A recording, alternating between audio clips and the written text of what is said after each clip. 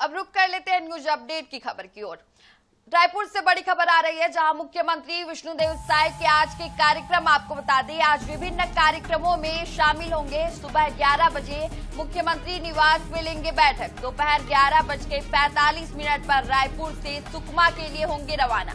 अटल आरोग्य लैब का शुभारंभ करेंगे। दोपहर 1:35 पर जिला पुनर्वास जाएंगे। केंद्र सुकमा साइंस पार्क में आयोजित कार्यक्रमों में होंगे शामिल। VR लैब और स्टेम लैब का करेंगे उद्घाटन। नालंदा परिसर भवन निर्माण का करेंगे भूमि पूजन। इमली प्रसंस्करण यूनिट का भी उद्घाटन करेंगे। मिनी स्टेडियम में आयोजित कार्यक्रम में शिरकत करेंगे मुख्यमंत्री। स्वास्थ्य बस्तर अभियान की शुरुआत करेंगे और दोपहर 4:35 पर राजधानी रायपुर लौटेंगे। IIT के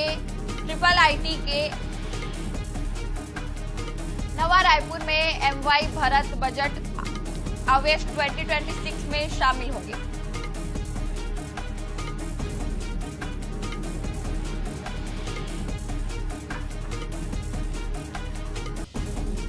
तो साइंस पार्क में आयोजित कार्यक्रमों में भी शामिल होंगे सीएम।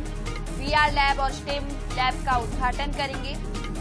नालंदा परिसर भवन निर्माण का भी भूमि पूजन करेंगे। इमली प्रसंस्करण यूनिट का उद्घाटन करेंगे। मिनी स्टेडियम में आयोजित कार्यक्रम में शिरकत करेंगे सीएम। तो ज्यादा जानकारी के साथ मोहम्मद हसन हमारे साथ लाइव जुड़ गया है। हसन, आज का दिन भर का क्या कुछ कार्यक्रम रहने वाला है सीएम का, क्या कुछ एजेंडा है उनके, कई जगहों पे वे उद्घाटन करने वाले हैं, ज्यादा जानकारी आपके पास? बिल्कुल, देखिए मुख्यमंत्री विष्णुदेव साय का आज काफी व्यस्ततम शेड्यूल जो है वो रहने वाला है। रायपुर समेत सुकमा के विभिन्न कार्यक्रमों में शिरकत करने वाले, विभिन्न भूमि पूजन के कार्यक्रम रखे गए हैं। कई अलग अलग विकास कार्यों को आज भूमि पूजन जो है वो सीएम साय करेंगे। शुरुआत जो है आज रायपुर से होगी और अगर शेड्यूल की बात करें तो सुबह 11 बजे मुख्यमंत्री निवास से सीधे 11:45 पर मुख्यमंत्री विष्णुदेव साय रायपुर से सुकमा के लिए रवाना होंगे। लेकिन रवाना होने से पहले 11 बजे से लेकर के 11:30 बजे तक सीएम निवास में विभिन्न विभागों की बैठक जो है वो मुख्यमंत्री विष्णुदेव साय लेंगे और उसके ठीक बाद 11:45 पर रायपुर से सुकमा के लिए रवाना होंगे, जहां पर आज सुकमा में जो है अटल आरोग्य लैब का जो है शुभारंभ मुख्यमंत्री विष्णुदेव साय करेंगे। इसके बाद जो पुनर्वास केंद्र बनाया गया है सुकमा में, वहां पर मुख्यमंत्री विष्णुदेव साय जाएंगे और साइंस पार्क में आयोजित विभिन्न कार्यक्रमों में शामिल होने वाले। साथ ही साथ VR लैब और स्टेम लैब का भी उद्घाटन जो है मुख्यमंत्री विष्णुदेव साय के हाथों जो है वो किया जाएगा सुकमा में। इसके अलावा नालंदा परिसर का भी भवन निर्माण का भूमि पूजन जो है आज वहां पर रखा गया है। जिस प्रकार से रायपुर में नालंदा परिसर बनाया गया है ताकि बच्चों को अच्छी शिक्षा की जगह मिले, एक अच्छी लाइब्रेरी मिले, इसी प्रकार से सुकमा में भी नालंदा परिसर का जो भूमि पूजन है वो किया जा रहा है ताकि आने वाले समय में जल्द ही वहां पर भी एक नालंदा परिसर जो है वो देखने को मिलेगा, जिसका भूमि पूजन मुख्यमंत्री विष्णुदेव साय करेंगे। इसके ठीक बाद 2:05 पर इमली प्रसंस्करण यूनिट का उद्घाटन में शामिल होंगे। फिर मिनी स्टेडियम सुकमा में अलग विभिन्न कार्यक्रम रखे गए हैं, उस कार्यक्रमों में भी मुख्यमंत्री विष्णुदेव साय शामिल होंगे और 4:35 पर राजधानी रायपुर लौटेंगे, जहां पर IIT नवा रायपुर में माय भारत बजट क्वेस्ट 2026 के कार्यक्रम का आयोजन किया गया, जिसमें सीएम साय शामिल होंगे। उसके बाद एक निजी कार कंपनी के शोरूम का उद्घाटन भी मुख्यमंत्री विष्णुदेव साय करने वाले। तो कुल मिलाकर के रायपुर से लेकर के सुकमा तक आज काफी बिजी शेड्यूल जो है वो सीएम साय का रहने वाला है, जिसमें विभिन्न भूमि पूजन और उद्घाटन जो है मुख्यमंत्री विष्णुदेव साय करेंगे। रायपुर के साथ साथ सुकमा के लिए खासतौर पर बेहद ही महत्वपूर्ण दिन है, जहां पर अलग अलग लैब से लेकर के जो नालंदा परिसर है उसका उद्घाटन जो है मुख्यमंत्री विष्णुदेव साय करने वाले हैं। जी बिल्कुल, तो रायपुर के साथ साथ सुकमा को भी कई सौगातें मिलने वाली है। आप बने रहिएगा हसन हमारे साथ, कुछ अन्य खबरें हैं उन पर भी हम आपसे अपडेट लेंगे। तो वही एक और बड़ी खबर है रायपुर से, जहां छत्तीसगढ़ में 1 मई से शुरू होगा जनगणना। 2027 का पहला चरण 30 मई 2026 तक चलेगा। मकान सूचीकरण अभियान जनगणना जागरूकता के लिए आज होगी प्रेस वार्ता। हाउस लिस्टिंग और हाउसिंग सेंसस का होगा संचालन। हर मकान और भवन की जानकारी जुटाई जाएगी। आवासीय और गैर आवासीय दोनों प्रकार के भवन शामिल। मकान की स्थिति, उपयोग और सुविधाओं का होगा सर्वे। कच्चा, पक्का और अर्ध पक्का मकानों का होगा वर्गीकरण। परिवारों की संख्या और आवासीय स्थिति दर्ज की जाएगी। पानी, शौचालय, बिजली और गैस जैसी सुविधाओं का डेटा जुटेगा। इंटरनेट और संचार सुविधाओं की भी होगी जनगणना। तो छत्तीसगढ़ में 1 मई से शुरू होगा जनगणना। तो हसन हमारे साथ लगातार जुड़े हुए हैं। हसन, 1 मई से जनगणना शुरू होने वाला है और इंटरनेट और संचार सुविधाओं की भी गणना होने वाली है। क्या कुछ ज्यादा जानकारी है आपके पास? बिल्कुल, देखिए जनगणना से जुड़ी ये महत्वपूर्ण बात है। 1 मई से पूरे प्रदेश में जनगणना की जो है वो शुरुआत हो जाएगी, लेकिन जो लोग स्वयं गणना करना चाहते हैं, ऑनलाइन माध्यम से जानकारी देना चाहते हैं, उनके लिए एक महत्वपूर्ण अपडेट दे दूं। 15 अप्रैल से जो है स्वयं गणना की शुरुआत जो है वो हो जाएगी और इसी को लेकर के आज किस प्रकार से जनगणना कार्यक्रम चलाया जाएगा, कैसे जनगणना की जाएगी, जो लोग स्वयं गणना करना चाहते हैं वे कैसे कर सकते हैं, तमाम प्रक्रिया को लेकर के आज बेहद ही महत्वपूर्ण प्रेस वार्ता जो है वो रखी गई है, जो कि दोपहर 12 बजे पुराने सर्किट हाउस में होगी, जिसमें अतिरिक्त मुख्य सचिव मनोज कुमार पिंगुआ जो है वो जानकारी देंगे। इसके अलावा निर्देशक कार्तिकेय गोयल भी जो है वो मौजूद रहने वाले हैं, ताकि आम जनता तक जानकारी पहुंचे कि किस प्रकार से जनगणना कार्यक्रम जो है वो किया जाएगा। पहले चरण की शुरुआत जो है वो 15 अप्रैल से जो है वो हो जाएगी, जिसमें स्वयं गणना की जाएगी, जो कि इस माह तक चलेगा। इसके बाद 1 मई से जनगणना शुरू होगी, जिसमें हाउस लिस्टिंग से लेकर के हाउस सेंसस का संचालन होगा और हर मकान भवन की जानकारी जो है वो जुटाई जाएगी, आवासीय, गैर आवासीय। इसके अलावा मकान की स्थिति, उपयोग, सुविधाओं को लेकर के सर्वे किया जाएगा। कच्चा मकान है, पक्का मकान है, किस तरीके की जमीन है, उसको लेकर के गणना होगी। परिवारों की संख्या, आवासीय स्थिति जो है दर्ज की जाएगी। इसके अलावा पानी, शौचालय, बिजली, गैस जैसी सुविधाओं का डेटा भी जो है वो जुटाया जाएगा। कुल मिलाकर के गणना को लेकर के महत्वपूर्ण अपडेट है। जो लोग चाहते हैं कि स्वयं गणना करके जानकारी देना चाहे, वो ऑनलाइन पोर्टल के माध्यम से 15 अप्रैल से कर सकेंगे। इसके अलावा 1 मई से जो है जनगणना कार्यक्रम पूरे प्रदेश स्तर पर चालू हो जाएगा, जहां पर तमाम जो कर्मचारी अधिकारी वो एक-एक घर तक पहुंचेंगे और वहां पर सर्वे करेंगे और जानकारी जो है वो जुटाएंगे। जी, तो ऑनलाइन माध्यम से भी आप खुद स्वयं जनगणना का यूज कर सकते हैं। आप बने रहिएगा हसन, कुछ और खबरें हम आपसे अपडेट लेंगे।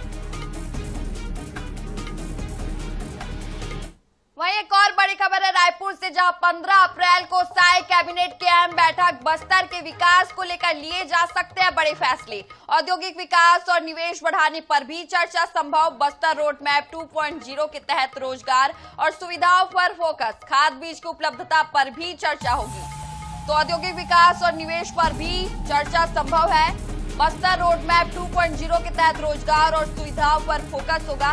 तो हसन हमारे साथ लगातार जुड़े हुए हैं। हसन, 15 अप्रैल को साय कैबिनेट की अहम बैठक होगी।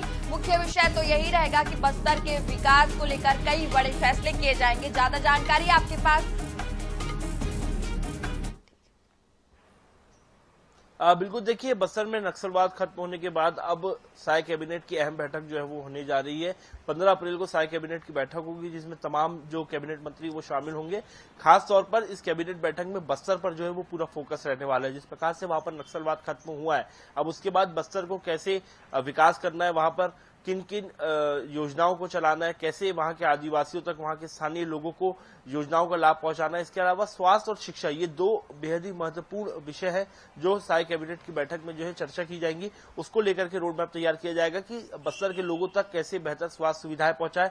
जो इतने वर्षों तक नक्सल प्रभावित रहा बस्तर, वहां के लोगों के स्वास्थ्य की क्या स्थिति है, वहां पर किन किन बीमारियों का प्रकोप है, किन किन बीमारियों का खतरा है, इसको लेकर के सर्वे कराया जाएगा। और आने वाले समय में अलग अलग शिविर भी जो है वो लगाए जाएंगे, ताकि वहां के लोगों के स्वास्थ्य की जो है जांच की जा सके। इसके अलावा आने वाले समय में स्वास्थ्य सुविधाओं को बेहतर करने के लिए बस्तर में मल्टी स्पेशलिटी हॉस्पिटल भी जो है सरकार इसके लिए पहल कर सकती है, उसका भूमि पूजन हो सकता है। इसके लिए ब्लूप्रिंट जो है वो तैयार किया जा सकता है। कुल मिलाकर के नक्सलवाद खत्म होने के बाद बस्तर और जो नक्सल प्रभावित क्षेत्र है उसको कैसे डेवलप करना है, वहां के लोगों को विकास से कैसे जोड़ना है, इस पर रोड मैप तैयार किया जाएगा, ब्लूप्रिंट तैयार किया जाएगा। और तमाम मंत्रियों से जो है सीएम साहब खुद चर्चा करेंगे कि वहां पर कैसे कामकाज जो है वो करना है। जी बिल्कुल, तो नक्सल प्रभावित क्षेत्रों पर ही मुख्य फोकस रहेगा और ये एक अहम बैठक होने वाली रहेगी। तो वहीं छत्तीसगढ़ में गर्मी ने तेवर दिखाने शुरू कर दिए हैं। राजधानी रायपुर में पारा 41 डिग्री सेल्सियस तक पहुंच गया है, जबकि प्रदेश के कई हिस्सों में तापमान 2 से 3 डिग्री तक बढ़ा है। मौसम विभाग ने हीट वेव का अलर्ट जारी करते हुए लोगों को सावधानी बरतने और धूप से बचने की सलाह दी है। आने वाले दिनों में गर्मी और तेज होने की संभावना है। वहीं गर्मी की छुट्टियों में रेल यात्रियों के लिए राहत भरी खबर है। रायपुर, बिलासपुर और दुर्ग रूट से 23 समर स्पेशल ट्रेनें चलाई जाएंगी, जो कुल 86 फेरे लाएंगी। इससे लंबी वेटिंग और भीड़ की समस्या कम होगी। हरिद्वार, हावड़ा, तिरुपति और पटना जैसे प्रमुख शहरों के लिए सीधी कनेक्टिविटी मिलेगी।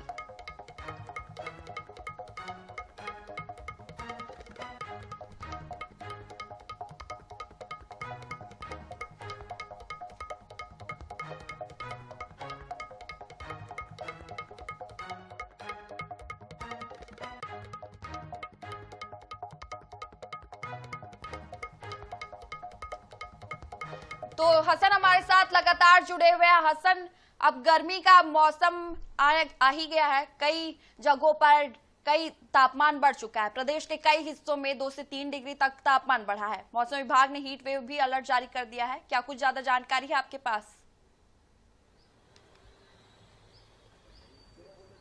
बिल्कुल, देखिए पूरे प्रदेश में गर्मी का कहर जारी है और बात करूं तो प्रदेश में सबसे गर्म इस वक्त राजधानी रायपुर है, जहां पर सबसे ज्यादा तापमान जो है वो दर्ज किया गया है।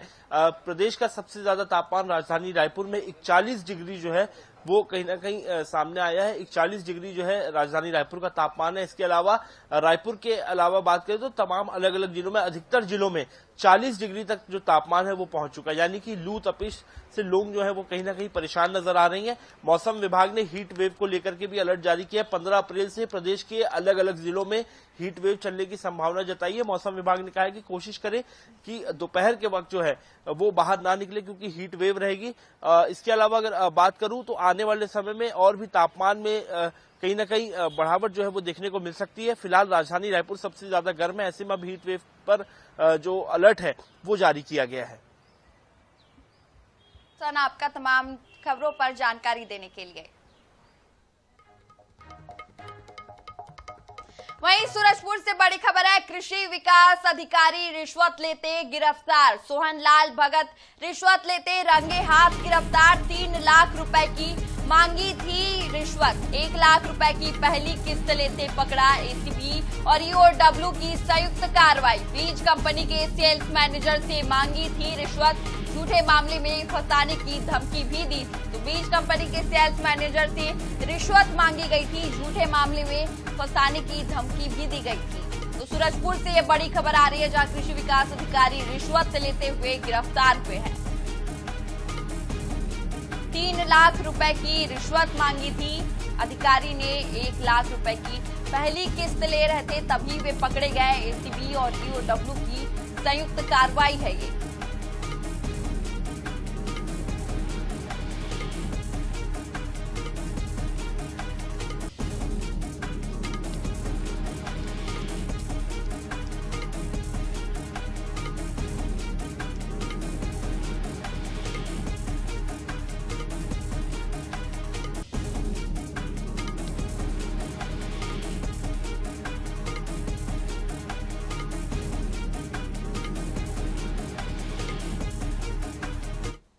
वही बात कर लेते हैं रीवा की। संजय गांधी अस्पताल में आरक्षक का अमर्यादित कृत्य। डस्टबिन में यूरिन करते कैमरे में हुआ कैद। पुलिस आरक्षक मनीष तिवारी का वीडियो वायरल हो रहा है। सीधी में पदस्थ है पुलिस। आरक्षक मनीष तिवारी कैदी को इलाज के लिए लेकर आया था। अस्पताल नशे में धुत होकर किया अमर्यादित कृत्य। तो ये घटना पूरी कैमरे में कैद हो गई। तस्वीरें देख सकते हैं आप। संजय गांधी अस्पताल का ये पूरा मामला है, जहां आरक्षक का अमर्यादित कृत्य सामने आया है। डस्टबिन में यूरिन करते हुए दिखाई दिए।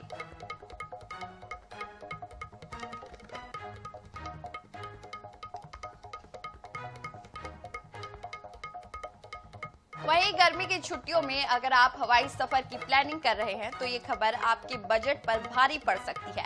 रायपुर से दिल्ली समेत कई बड़े शहरों के लिए फ्लाइट किराए में जबरदस्त बढ़ोतरी हुई है। एविएशन टरबाइन फ्यूल यानी एटीएफ की कीमतों में इजाफे का सीधा असर अब यात्रियों की जेब पर पड़ रहा है। आखिर कितना महंगा हुआ हवाई सफर और किन रूट्स पर बढ़े दाम, देखिए खास रिपोर्ट।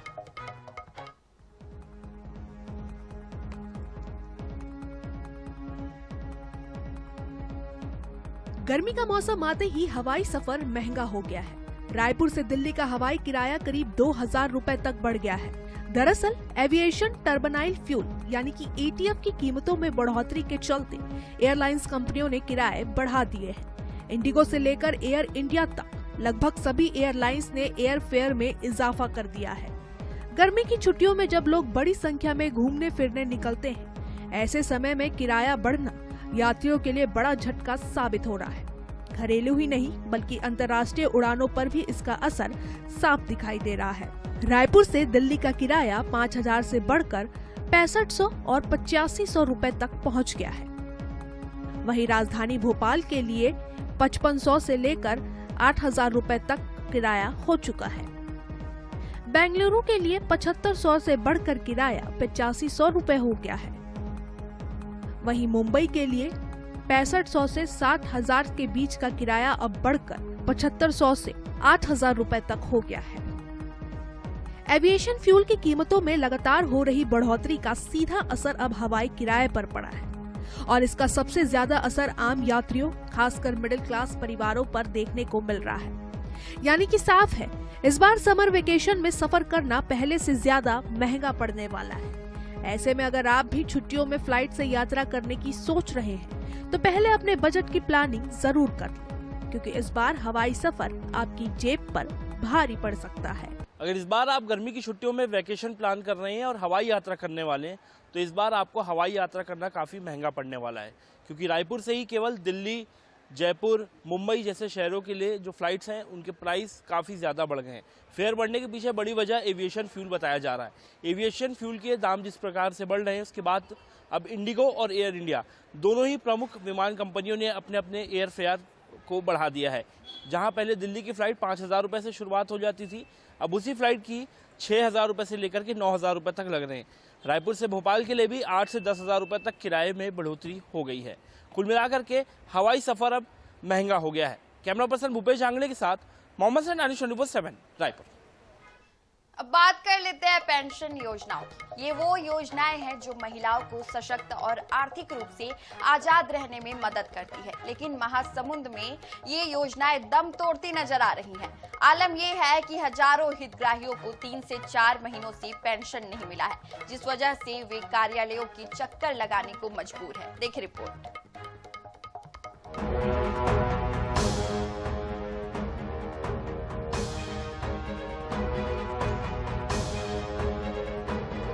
आपके टीवी स्क्रीन पर दिख रही ये महिलाएं पहले पेंशन योजनाओं की हितग्राही थीं, लेकिन अब मजबूरी की स्थिति है। महासमुंद जिले में पिछले 3 से 4 महीने से हजारों लोगों को पेंशन नहीं मिली। इंदिरा गांधी राष्ट्रीय वृद्धावस्था पेंशन योजना के 33,412 हितग्राही, दिव्यांग पेंशन के 966 और विधवा पेंशन के 9,629 हितग्राही भुगतान का इंतजार कर रहे हैं। हर महीने मिलने वाली 500 से 650 रुपए की सहायता बंद होने से उनकी आजीविका पर असर पड़ा है। कुल 44,007 हितग्राही प्रभावित हैं और अब गुजारा करना बेहद मुश्किल हो गया है। यहाँ पर जितने बुजुर्ग महिलाएं हैं, जैसे मेरे जैसे घरेलू घर के काम करने वाले हैं, हम लोग का रोजमर्रा जिंदगी है। हमारे बच्चों को पढ़ाने के लिए यहाँ पेंशन हम लोग को 4-5 महीने से नहीं मिल रहा है, न आ रहा है, और हर चीज की महंगाई को देखते हुए बहुत महंगाई हो गई है। सामाजिक सहायता कार्यक्रम के तहत संचालित इन योजनाओं का नोडल समाज कल्याण विभाग है। जब इस मामले में अधिकारियों से बात की गई तो उन्होंने आश्वासन वाले लहजे में कहा, उम्मीद है कि अगले महीने तक हितग्राहियों के खाते में राशि आ जाएगी। समाज कल्याण विभाग द्वारा सामाजिक सहायता कार्यक्रम अंतर्गत 6 पेंशन योजनाएं संचालित की जाती है। हमारे यहाँ से तो सारे प्रोसेस हो चुके हैं और निरंतर हम लोग रायपुर से कंसल्ट में हैं और वहाँ से बोल रहे हैं कि प्रतिदिन एक डाटा, क्योंकि यहाँ से एक योजना की बहुत सारी फाइलें जाती हैं, हितग्राहियों की संख्या ज़्यादा है, तो अब हमारे पास मुश्किल से 1 से 2% ही बचा है जिसका DSC हो चुका है और भुगतान का प्रोसेस चल ही रहा। आज भी हो सकता 100, 200, 1000 जाए। तो डाटा बहुत कम लंबित है और इस हफ्ते पूरी संभावना है कि हो जाए। वहीं कलेक्टर का कहना है कि पेंशन नहीं मिलने की शिकायत अब तक जनदर्शन में सामने नहीं आई है। हालांकि उन्होंने संबंधित विभाग से रिपोर्ट लेकर जल्द ही निराकरण करने की बात भी कही। इस प्रकार का कोई मामला क्योंकि हमने जनदर्शन में लिया था कल, तो पेंशन ना मिलने का मामला हमारा संज्ञान में अभी तक नहीं आया है। फिर भी मैं संबंधित डिपार्टमेंट से, समाज कल्याण से इसका पूरा डिटेल निकलवाता हूं और एक बार पता करना पड़ेगा कि किस कारण से पेंशन नहीं मिल पा रही है। तो उस कारण को जानने के बाद ही इसमें आगे की मैं कुछ बात कह रहा हूँ। गौरतलब है कि राज्य सरकार की मुख्यमंत्री पेंशन योजना, सुखद सहारा योजना और सामाजिक सुरक्षा पेंशन योजना के तहत जिले में 53,869 हितग्राहियों को पिछले 2 महीने का पेंशन नहीं मिला है। ऐसे में सवाल यह है कि जिन योजनाओं का मकसद जरूरतमंदों को सहारा देना था, वही योजनाएं अब समय पर राहत देने में नाकाम साबित हो रही हैं। तो इसी के साथ फिलहाल इस बुलेटिन में इतना ही। छत्तीसगढ़, मध्य प्रदेश सहित देश दुनिया की बड़ी खबरों से जुड़े रहने के लिए बने रहिए आई न्यूज़ 24/7 के साथ। नमस्कार।